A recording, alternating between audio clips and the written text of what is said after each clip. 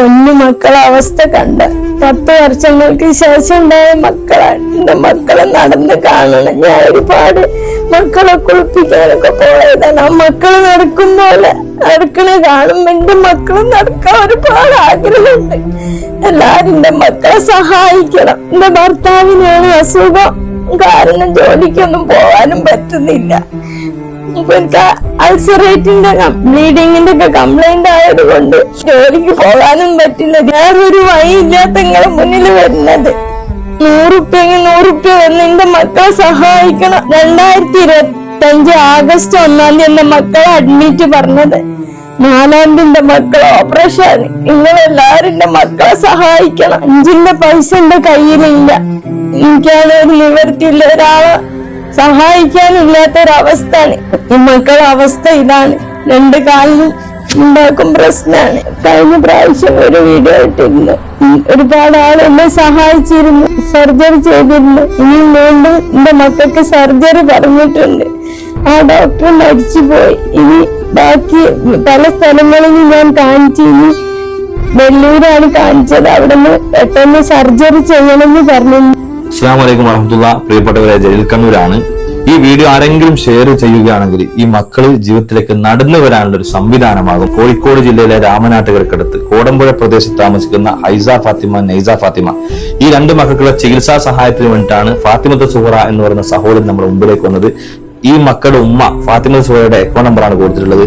ഈ 2 മക്കൾക്ക് ജന്മനാരെ കാല് വളഞ്ഞ് സർജറി ചെയ്യാൻ പറ്റാതെ പലയിടങ്ങളിലും ഇവർ ചികിത്സിച്ച് കഴിഞ്ഞ ഒരു വർഷങ്ങൾക്ക് മുമ്പ് ഇദ്ദേഹത്തിന് സഹായം ഇവിടെ ചെയ്തപ്പോൾ ഒരുപാട് കാരണങ്ങൾ സഹായിച്ചിരുന്നു. ചികിത്സ നല്ല രീതിയിൽ മുന്നോട്ട് പോകുന്നിടത്ത് ഡോക്ടർ മരണപ്പെടുകയും പിന്നീട് ഇവർ പല ഹോസ്പിറ്റലും കയറി ഒരുപാട് ചികിത്സ ചെയ്ത് ഒന്നിനും പറ്റാത്ത അവസ്ഥ. ഇന്ന് വീണ്ടും ഇവർ വന്നിരിക്കുകയാണ്. ആഗസ്റ്റ് 2025 1-ാം തീയതി ഈ മക്കളെ ഹോസ്പിറ്റലിൽ അഡ്മിറ്റ് ആക്കാനും 4-ാം തീയതി എത്രയും പെട്ടെന്ന് ഇവരെ സർജറി ചെയ്യുവാനാണ് പറഞ്ഞത്.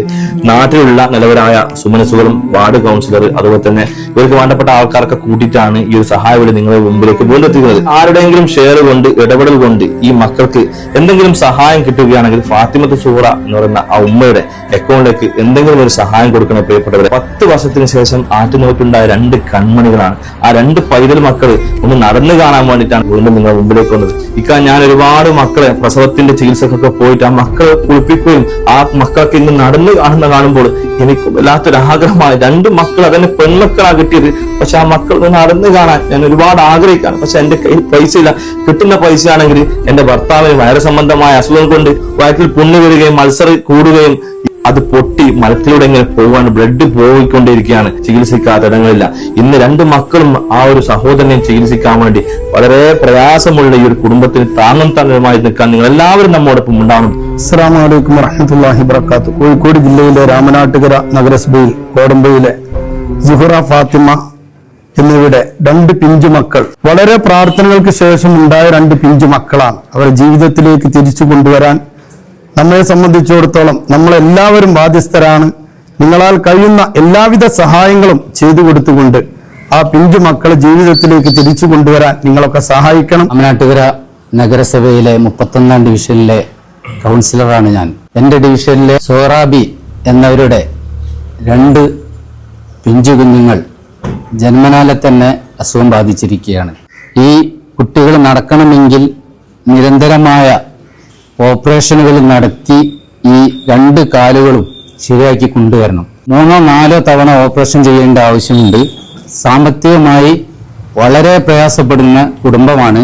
ഈ കുട്ടികളുടെ ഉപ്പക്ക് തന്നെ വലിയ അസുഖം അൾസർ ബാധിച്ച് കുടലിൽ നിന്ന് ചോര വരുന്ന അവസ്ഥയാണ്. പിഞ്ചുകുട്ടികളുടെ ജീവകാരുണ്യ പ്രവർത്തനത്തിനാണ് നമ്മൾ ഇന്നോട് ഒത്തുകൂടിയിട്ടുള്ളത്.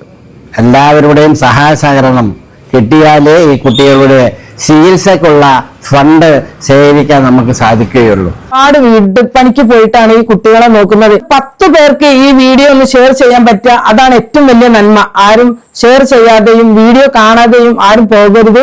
ഈ 2 പൊന്നുമക്കളെ നമ്മൾ ചേർത്ത് പിടിച്ചാൽ ഈ പൊന്നുമക്കളെ ഓപ്പറേഷൻ നല്ല രീതിയിൽ തന്നെ നടക്കും.